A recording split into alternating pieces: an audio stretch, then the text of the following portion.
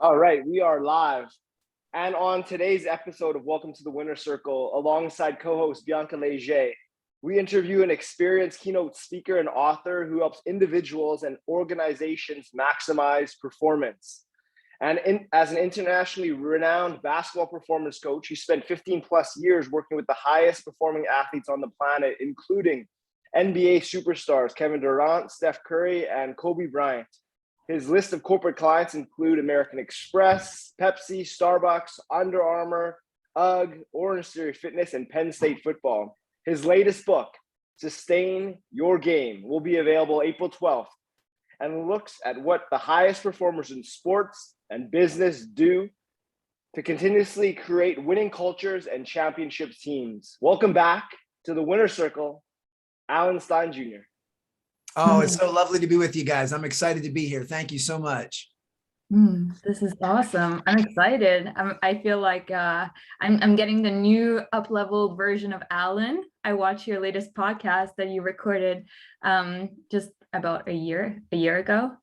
So I'm excited for this new conversation.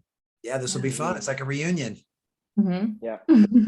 we ended that conversation with you saying at 44 years old, you are the best, doing the best you've ever been. And you challenged me to ask you next time you talk, how are you better today? So Alan Stein, a year and a half later from our last conversation, how are you better today than you were then? Well, I'm 46 now, so we can add 2 more years on the calendar to that. And yeah, I mean, I say with the exact same level of confidence and conviction, right now is the best that I've ever been doing in every area of my life. So thankfully, I've continued to grow and evolve and improve and learn since we last spoke. So what I said then was true. At that time, I was doing the best I've ever done. And I'm thankful that 2 years later, I can make that exact same claim. That's so awesome. It gets me very intrigued, and I have a question right away about this.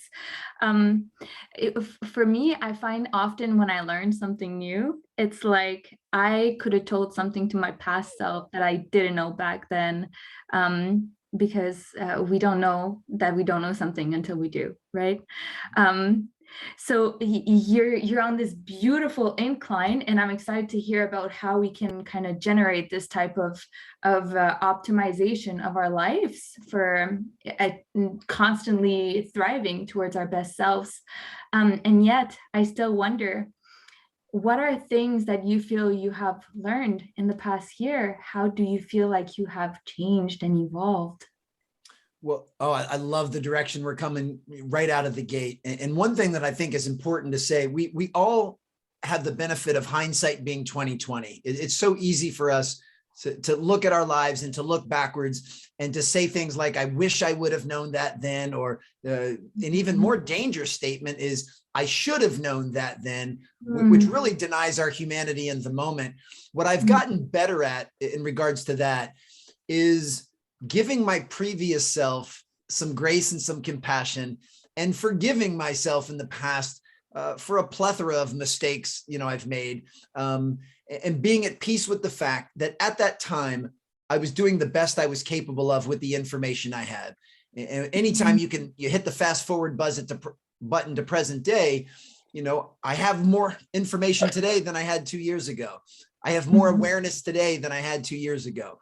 I've been exposed to more people and books and documentaries and podcasts. The inputs in my life have increased exponentially since then. So therefore the outputs have also gotten better. So I'm okay with that journey and that timeline. And I'll make the exact same claim again. If you guys have me on your show 2 years from now, I feel very confident that I'll be able to say that I'm doing even better then, that I've learned more. And the fun part is, which I think is the real key to life and why I'm so optimistic, at present day, I don't know what those new things are going to be that I'm going to learn between now and the next time that we get together. But I know that I'm always on the lookout, and I'm always open, and I'm always trying to attract the right people and the right information in my life, so that I'm very confident that growth will continue. As far as your specific question, how I've changed in the last couple of years, what's made this time really unique, of course, has been the global pandemic that's affected everybody.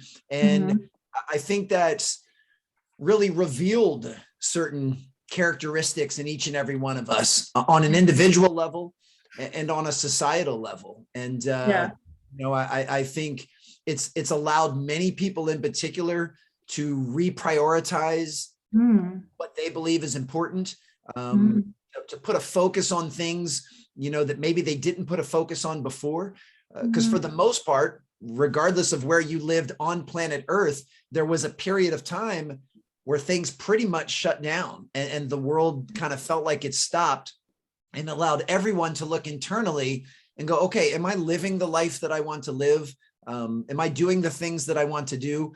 And I believe that caused a lot of people, including myself, to kind of make a few shifts and make a few adjustments. And now that we're all hopefully slowly crawling out of this global pandemic, and we're going to begin whatever will be the new normal, are we going to continue to live the lives that we started to recalibrate and reinvent during the pandemic? Amazing question. Derek, I hope I'm not interrupting you. No, go ahead. Yeah, I'm so intrigued. First, thank you so much for this perspective. I feel like that's really something that can slow so many people down. The fact that, oh, I wish I would have done that. And it really can get people stuck in loops. Like I've been there where I like replay things I feel like I've done wrong, and it's not conducive to progress. It keeps you in the past. So that's a beautiful mindset, and I really appreciate you sharing that. You said that you talked about focus and about shifts happening.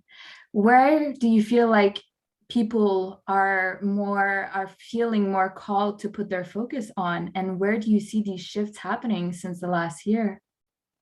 The shifts that I've personally seen with a lot of the people that I've interacted with, whether it's through a speaking engagement or through social media, I've seen that people have shifted to start focusing on their own self-care and their own health.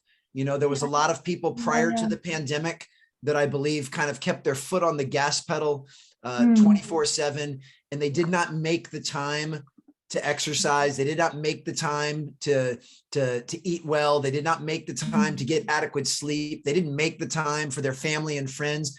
And when things shut down and you started seeing people post on social media, it's been awesome having dinner with my family every night. And we've certainly enjoyed taking long walks through our neighborhood when nothing else was available. I think those are some of the biggest shifts, was a shift in self-care and a shift in devoting time to those that you love the most. And I'm certainly hoping those are two things that people will continue to do now that the pendulum swings back in the other direction and the world continues to open up. I hope they don't lose those things. And, because I think those things are vital to not only improved performance, which I know everyone's interested in, but to improved fulfillment as well, and really enjoying life. And that's really kind of the focus of my new book, is how we can, manage stress and avoid stagnation and beat burnout. And all of these things we're talking about right now feed directly into that. Yeah. Absolutely. And I'm excited to get into your new book shortly, Sustain Your Game. But on the topic of self-care, I'd like to discuss that, because during the pandemic, it helped me reinforce what are my foundational self-care tools in all aspects of my being: mental, physical, emotional, and spiritual. And I would like to go over those 4 categories with you. And what have you established as your foundations in all 4? And I'm especially interested, and we can start there, to hear about spiritual, because that's something I don't hear you talk much about. So let's get into what the spirituality look like to you, Alan. What are your foundational elements in that category? And then let's move on to the physical, the mental, and the emotional. For me, spiritual is just kind of your relationship with the universe around you, and your perspective on the world. I know spiritual means something different to everyone. So I believe, and I have an immense respect for the fact that it's a very personalized definition. For the most part, I would think most people define the physical silo very similarly. It's kind of your body and taking care of this machine that we all have. But spiritual, I think if you were to ask 10 different guests, you may get 10 slightly different answers. I know for some folks, there's a heavy faith and religious component to their spirituality. For other folks, it's more of a cosmic sense of their relationship with the universe. So I think for everyone, it's slightly different. For me, the spirituality component is directly interwoven in with kind of the emotional component. There's a lot of those things that I think there's some overlap there. But I love the way that you've identified that we have these different areas in our life that we need to make sure we focus on and prioritize and emphasize, but that they're also not completely separate, that they're all kind of woven together. I'm a big believer that if you improve your physical health and well-being, that will allow you to have better mental acuity and focus. That will allow you to regulate your emotions better. And those two things will help support whatever your spiritual beliefs are. So these things are, while they may be, we can divide them as far as categories, they're still interwoven together and they affect each other. And, it's for, I think most people would agree, if you're having a tough day emotionally, you probably feel less motivated to go work out and to take care of your physical body. When you're struggling emotionally, that might be a trigger to eat some comfort food that might not be the healthiest food for you to eat. So once again, these things, they're all connected. And that's just the way we are as human beings. I always believe in taking a very holistic approach. And there might be one area in one of these silos that I might put more focus on at any given time. But I do understand the totality is they're all related. Mm. Yeah, absolutely. So what would be your foundations for spirituality? What is the one foundational element of your spiritual life? For me, it's yoga and meditation. How about for you?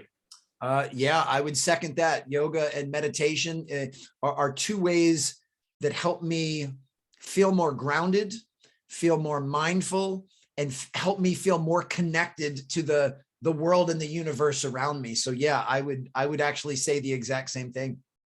Mm-hmm. For emotional, I know one thing you mentioned in our last conversation is seeking a therapist and the great benefit that has had for you. So I know that is one of your foundational pieces of your emotional self-care. What are some others? The foundation of my emotional bucket, if you will, is simply self-awareness and the ability to recognize, understand, and manage the emotions that I feel every single day. And those will ebb and flow. And as human beings, being very sentient beings, our emotions will always ebb and flow. And I'm getting much better at being able to recognize them, giving myself permission to feel however I feel. I no longer try, and I say no longer because I did this for most of my life. I no longer try to resist or suppress any emotion. If I'm upset or I'm angry, I give myself permission to be upset and angry. But I'm also conscious enough to know that that's simply information. That's not a directive, that there's nothing wrong, because I don't like labeling things right or wrong, good or bad. There's nothing wrong about feeling angry, but I don't allow that emotion to dictate my behavior. So just because I'm feeling angry, I'm very conscious about making sure that I don't say something disrespectful to someone, or I don't lash out, or I don't try to diminish somebody else to temporarily make myself feel better. So I have an awareness of how I'm feeling, but I have full control over what my behavior will be. And sometimes, I can be upset or angry or maybe just in a bad mood. And I just know, okay, I got to kind of shut it down for a little bit. I need to give myself some space and give myself some room to breathe, and that's okay. So what I've really tried to do, and this has been heightened over the last couple of years, is remove all judgment, is to not be self-critical, which is something I was very guilty of for most of my life, and to not stack shame and guilt on top of those things, because it's very easy to let that spiral out of control. I'm upset about something, and now I feel guilty for feeling upset, which I shouldn't. I'm a human being where I have a whole palette of emotions. So for me, the emotion, and this is something I get to practice every day of my life, as we all should, I look at that emotional bucket as constantly trying to improve my ability to recognize, manage, and understand my emotions, and make sure that they're not dictating my behavior. Mm-hmm. And now for the mental bucket, which is full of books, documentaries, podcasts, workshops, listening to various keynote speakers. How do you balance constant needing to get more information to know that you have enough and applying that? How do you balance that mental bucket? That's definitely a difficult balance to have. That has been a big pillar of my life for a really long time, the personal and professional development side. And I'm always taking in new information, and it kind of varies what sources I get it from. Like, I used to be much more into reading physical books. Now I'm much more into listening to podcasts. But as long as I'm having quality inputs, because I do believe the quality of your inputs directly reflect the quality of your outputs, that, in order to improve your thinking and attitude and mindset and perspective and educate yourself, then you need to make sure you're putting good stuff in. I mean, certainly no different than our human, our bodies when it comes to the physical. If you're putting garbage in, you're going to be putting garbage out. And so I have high discernment and high diligence in what I read, watch, and listen to.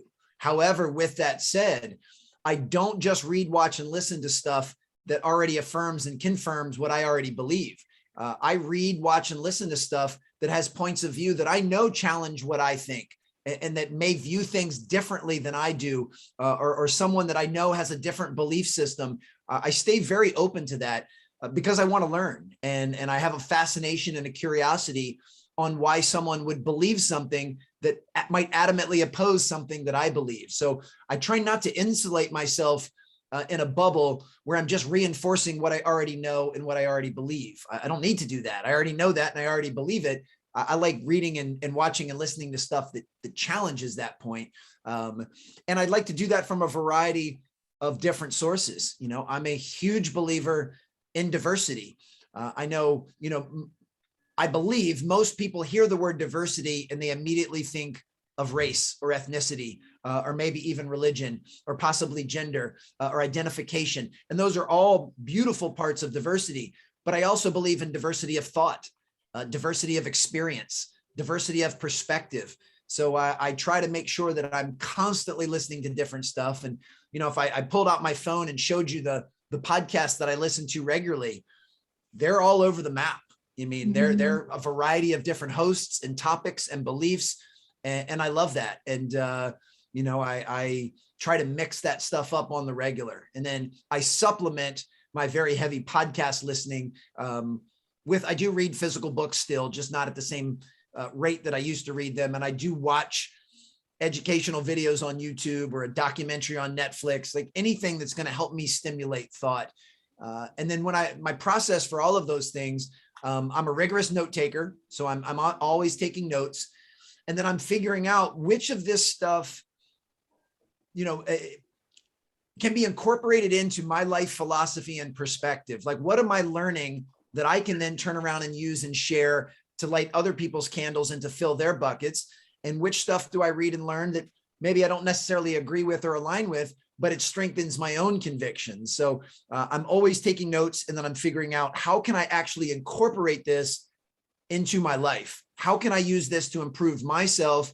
And then how can I do that to help others improve their lives? So, I don't read, watch, and listen to stuff just for the sake of doing it. I actually want to put that stuff into action and put it into practice.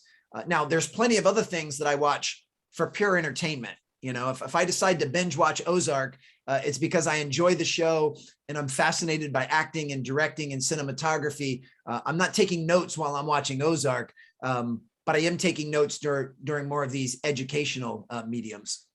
Mm-hmm. And as a lifelong athlete, this last bucket has probably been the easiest for you, and that is your physical bucket. What are your foundations to your physical health? Let's talk about nutrition and let's talk about physical activity, the number one thing that we could do for our brain. Well, I would say the physical bucket has been my most consistent for my entire life.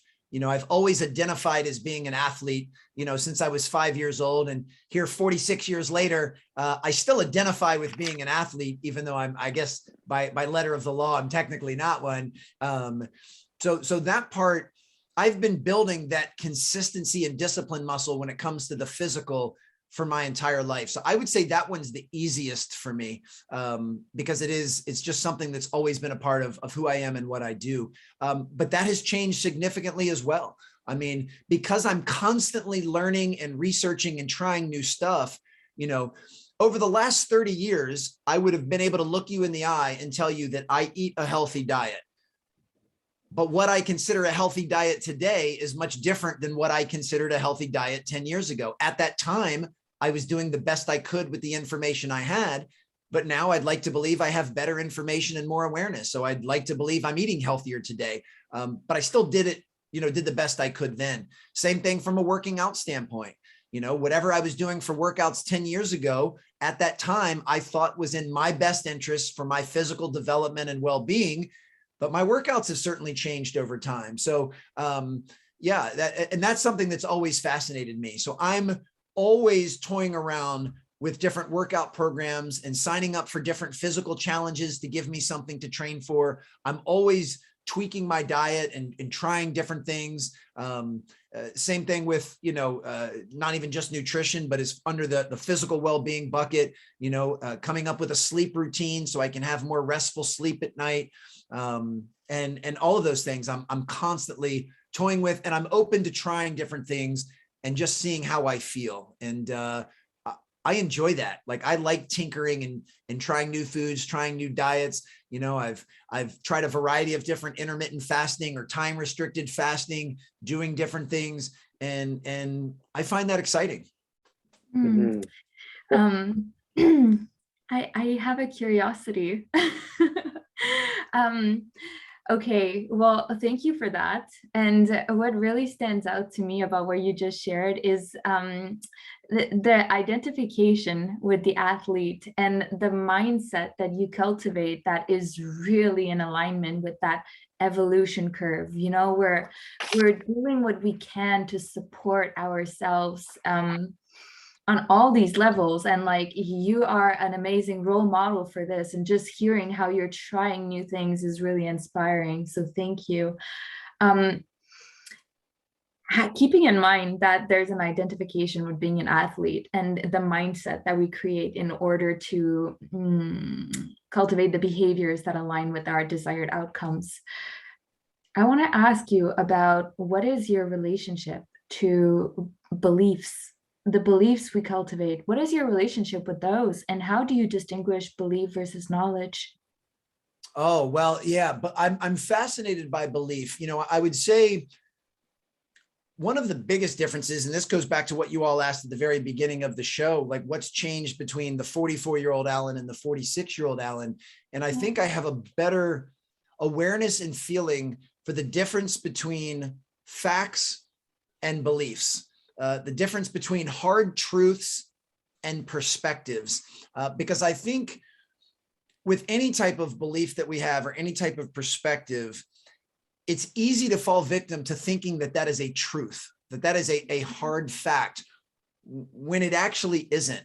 It's, I recognize the fact that my belief system, my perspective on any given topic or the world at large is heavily biased. It's heavily biased based on where I was raised, how I was raised, the experiences I've had, the things that have happened to me in my life, the books that I've read, the movies that I've watched. All of that has created my view of the world. And I'm consciously reminding myself that that's all this is. It's my view of the world. It is not right or wrong. It's not good or bad. It's not better or worse than how you two view the world. And it's definitely not a truth. It is simply my perspective. And that was definitely heightened over the pandemic. I mean, you could easily find a few people that say the pandemic was the worst thing to ever happen to them and the worst thing that ever happened to humanity. And you could easily find a few people that say the pandemic was the best thing that ever happened to them and the best thing that ever happened to humanity. Well, they're both talking about the same event.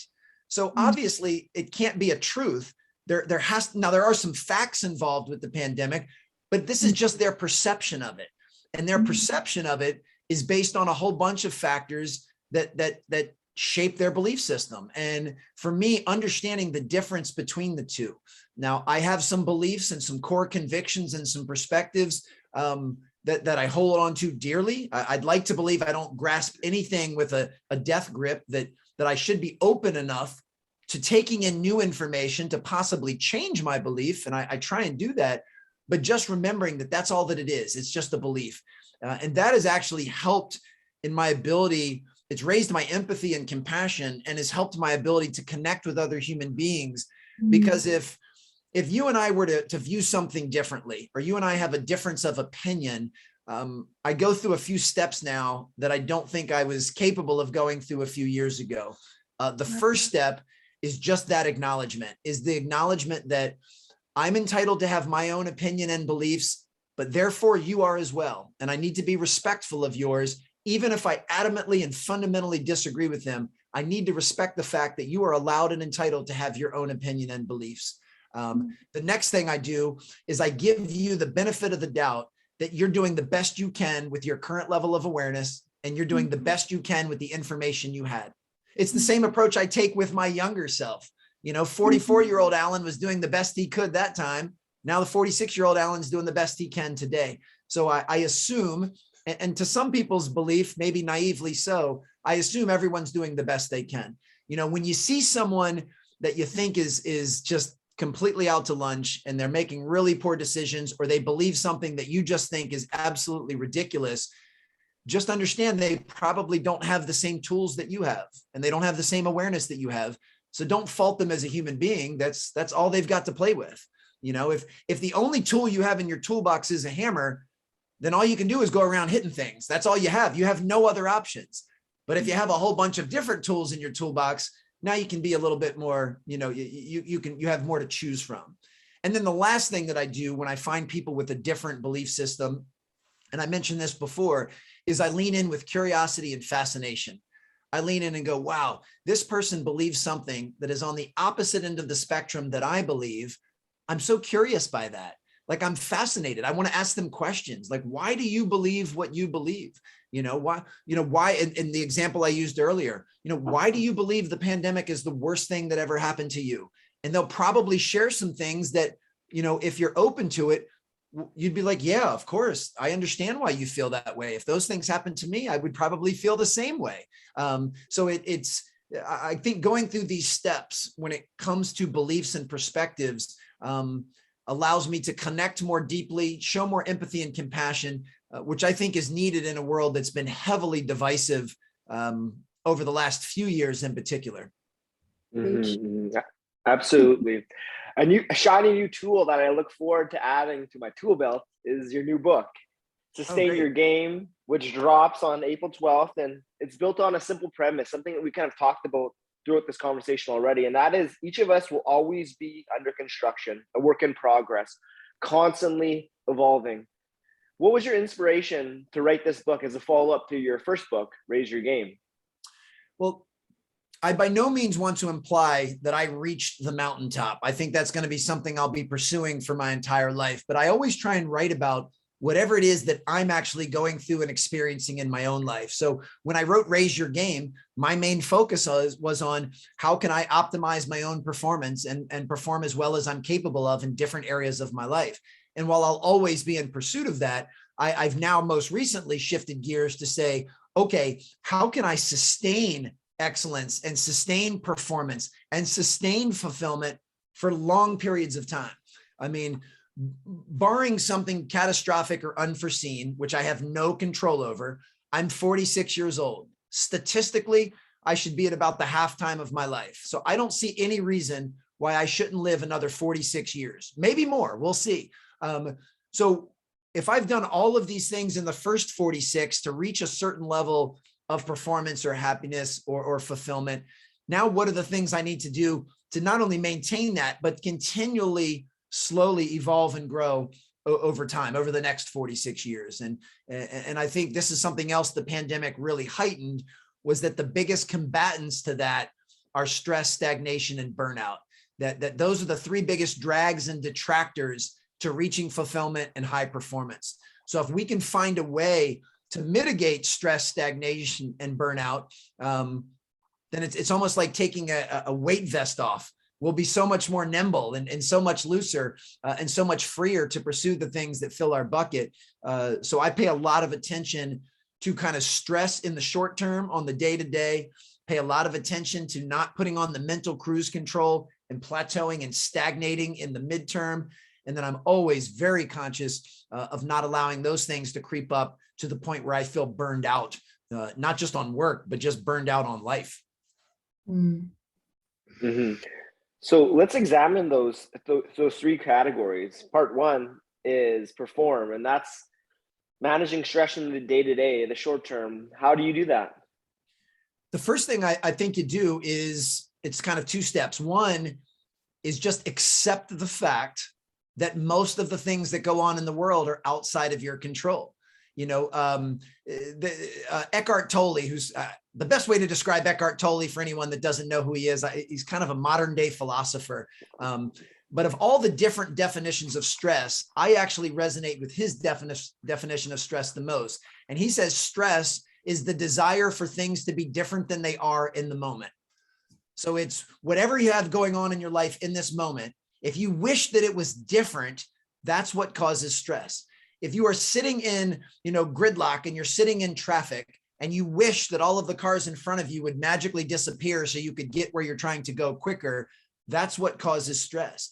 So the way to alleviate that is to just have pure acceptance and just say, there's nothing I can do about the fact that I'm stuck in this traffic.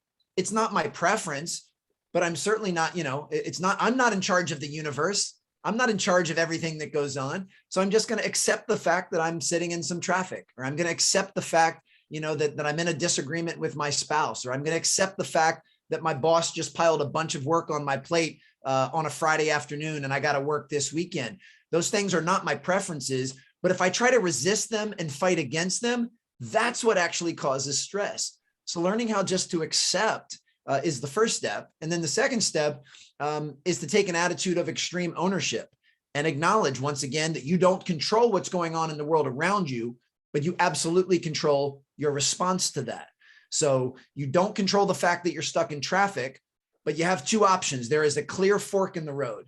You can get upset, you can honk your horn, you can give people the finger, you can slam on your steering wheel, you can call up a friend and bitch and moan and complain about traffic. That's one option, which you're certainly welcome to choose, but that's a pretty stressful option. Or you can take a deep breath, maybe turn on a podcast or make a couple of calls to reach out to somebody that you haven't talked to in forever, or just simply roll the windows down and enjoy some stillness and enjoy the beautiful day. Both of those are responses to circumstances out of your control. One of those responses, I believe, causes a drastic height in stress and makes you feel worse. And the other is kind of just letting the air out and making you feel better. But having the ownership to recognize that you're the one that controls those responses and to keep that focus just on the present moment is what's worked really well for me from a stress management standpoint. Mm-hmm. Part two is about pivoting, and that's how we manage the medium term, and that's avoiding stagnation in our current situation. Can you elaborate a little bit more on that part? Yeah, I do believe stagnation is incredibly understandable and it's very normal, especially when you've reached a certain level of performance. I think we unconsciously put on the mental cruise control and just say, hey, things have been going great. Let's just keep riding this out. And if you do that long enough, one, your performance will start to suffer, but two, you just kind of get numb to the whole experience. So for me, I'm constantly trying to shake things up. I'm constantly trying to reinvent myself. Sometimes that's in a grand gesture, like leaving the basketball training space after 15 years and making a total reinvention over to the corporate keynote speaking. And sometimes it's just a very subtle reinvention. It's, hey, it could be tweaking any of the things that we've talked about so far. We've talked a ton about the ability to tweak our physical and our mental inputs. So it's reading new books, listening to new podcasts, trying new foods, trying different workouts, all of those are like micro reinventions and saying, okay, for the last 6 months, I've been doing a ton of strength training. Now when the weather breaks and it's nice out, I'm going to reinvent myself and I'm going to start doing some long distance running or some endurance work. I've been eating a paleo diet for the last little bit. Maybe I'm going to try a plant-based diet and just see how my body reacts to that, or see if I enjoy that. Those are just little micro reinventions and pivots that I think we need to be very proactive instead of being reactive, proactive into trying those different things.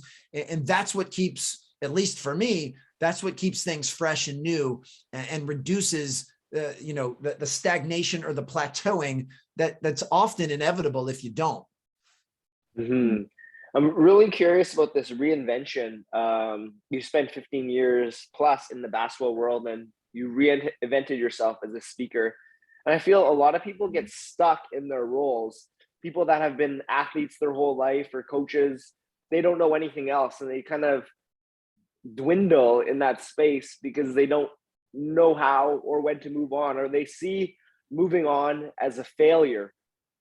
How can we successfully reinvent ourselves and navigate the fear, being scared of that change? Man, love that. Well, first and foremost, and I know I sound like I'm repeating myself a lot, but so many of these fundamental concepts, they apply to all of these different scenarios. The first thing you have to do is be kind to yourself, be compassionate to yourself instead of being critical, and saying it's okay to be scared. It's okay to worry and be a little bit fearful of what this change might cause. There's nothing wrong with that. That is a very human feeling and belief. The second thing is to be very careful about attaching labels and judgments to yourself, many of which are done through that self-critical lens. So when you say something to not you personally, but when a person says something like, well, leaving this area means I'm a failure, or leaving this marriage means I'm a failure, that's not a truth. That is not a fact. This goes back to what we were talking about early. That is simply a story that you're telling yourself, and it's a perspective and a belief that you have. Now, you may be able, because we're amazing creatures of rationalization, you may be able to pile up tons of evidence from your past that would support that story, and it gets you to start thinking, well, maybe this is a truth, but that is not a fundamental truth. If you choose to leave a marriage, that does not necessarily and automatically mean you are a failure. If you choose to leave a job, that does not mean you are a failure. If you get fired from a job and someone tells you, get out of here, we don't want you working here anymore, that does not mean you as a human being are a failure unless you tell yourself that story. So with any of these changes, just know that it's okay to not be okay, that it is okay to be scared. That is a human emotion. It's a primal one that's kept us alive for all of these years. We have to have some level of fear.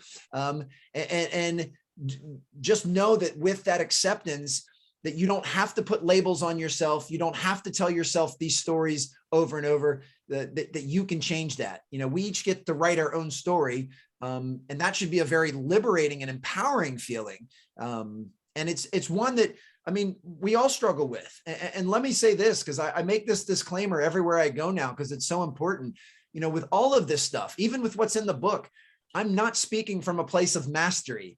I have not figured all of this stuff out. I'm not a 90-year-old monk sitting atop a mountain in Tibet that has life figured out. I don't. I'm doing the best I can with the tools I have at present.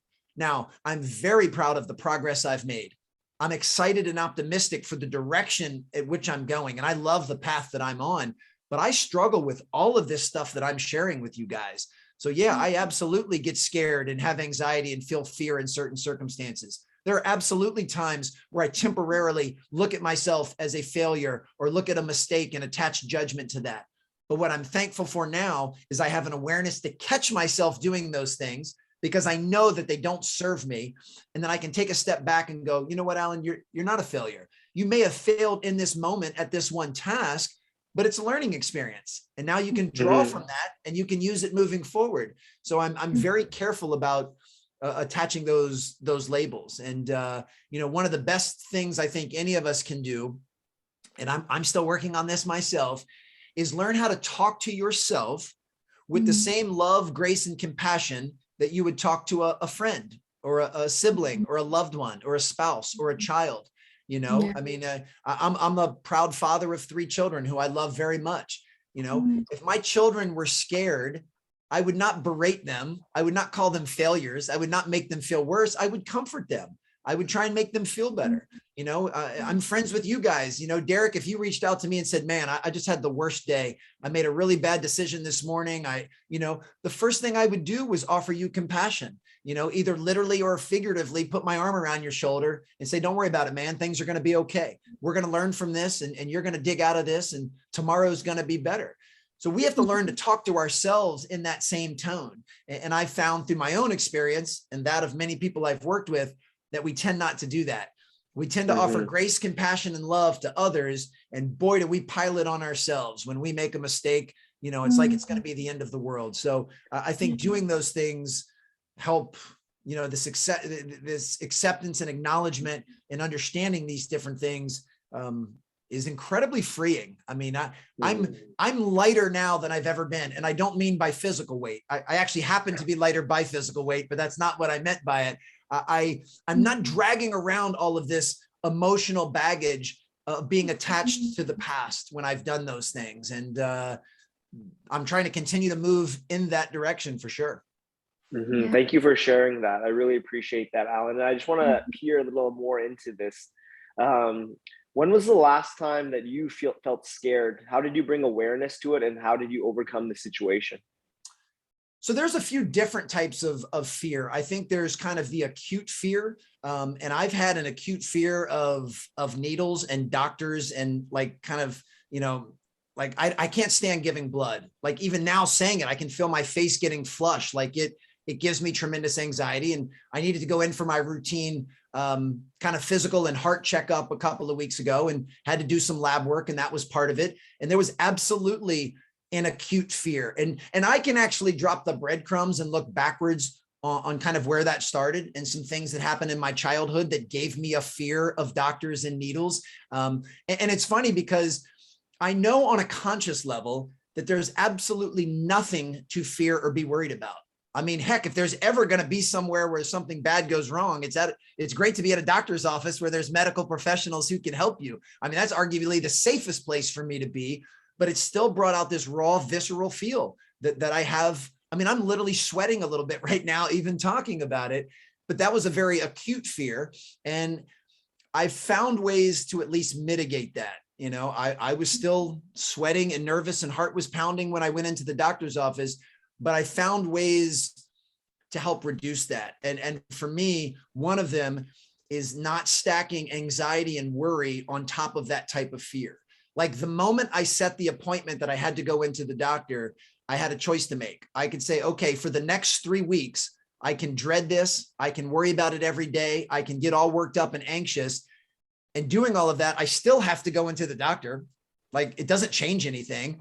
Or I can choose to just say, you know what, I'm not going to focus on that. I'm not going to worry about that right now. I'll just worry about it the morning I have to go in or the night before.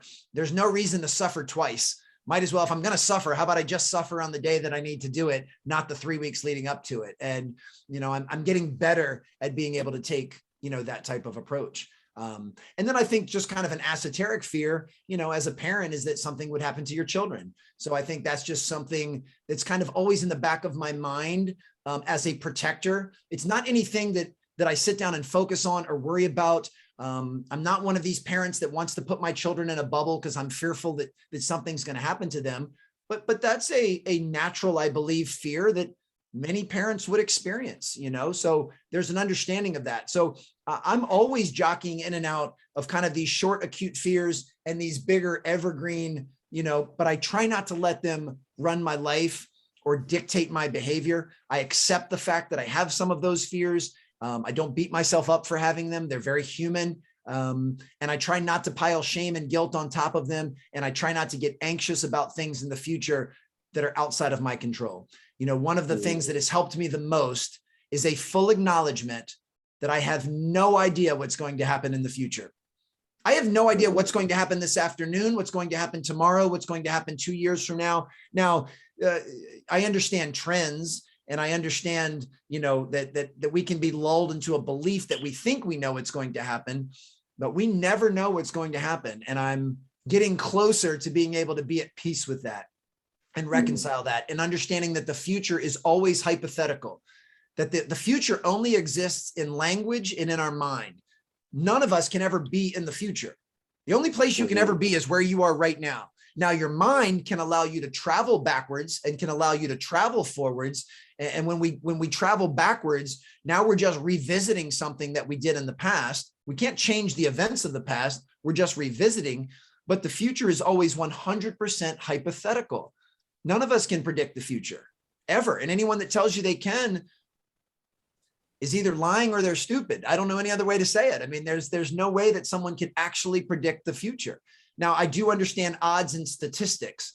The odds of something catastrophic happening this afternoon probably are not very high. So that's even more reason not to worry about them. But the way I actually use this in practice, and this is something, I don't know if you guys are familiar with a gentleman named Peter Crone, but I'm a huge fan of Peter's work, and he's been incredibly influential. I've never met the guy. He has no idea who I am, but his work has been very influential to me. And he said something really profound that's really stuck with me, and I've adopted, that if the future is always 100% hypothetical, then why not just make the assumption that things are going to go well, that the future is bright, that because it's hypothetical anyway. I can assume that this afternoon is going to suck, or I can assume that this afternoon is going to be great. Both of them are fictitious. Both of them are made up. Both of them are hypothetical. But which one is going to make me feel better and give me more optimism is assuming that this afternoon is going to go great. And if for any reason that it doesn't, I'll have the tools to be able to accept whatever happens in that moment, and I'll be able to deal with it. But coming up with a doomsday scenario that things are going to be awful in the future doesn't help. And last thing I'll say, because I know this was a mouthful, you guys got me so excited. When that doctor's appointment was over and I had given my lab work, I had done my test, I always say the same thing afterwards. That wasn't so bad. Like, why did I spend so much time worried about it? It wasn't that bad. It's not my preference. I don't want to do that every single day of my life, but that wasn't so bad. So usually the anticipation of a future that hasn't even occurred yet, and the worry that we put into something many times is worse than the actual experience itself. So not only are you suffering twice, you're suffering even more on the front end because of how much you're dreading something. So I'm getting better, certainly not mastering it, but I'm getting better at that relationship I have with the future. And the future takes us to the third part of the sustain your game model, and that is prevailing. It's about beating burnout and making a long-lasting impact. What is important to know about this category of the sustain your game philosophy? I'm a believer that burnout is caused when the work you're doing and the hours you're putting in and the sacrifices you're making are not in alignment with your core values and your vision for your life in the future. When those things are not congruent and they're not in harmony, that's what causes burnout. Because I know from my own experience, it doesn't have anything to do with the number of hours you work or the level of effort you put in.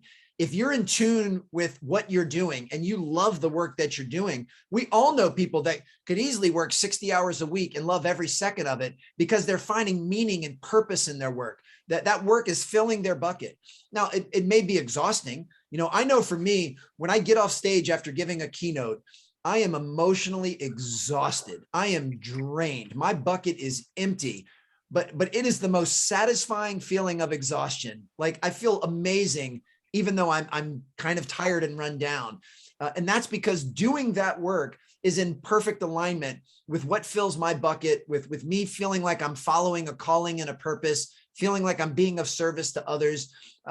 So that's not going to burn me out. The only thing that could burn me out is if putting in that level of effort and work is no longer matching my goals and my vision and my values. So it's all about having that alignment.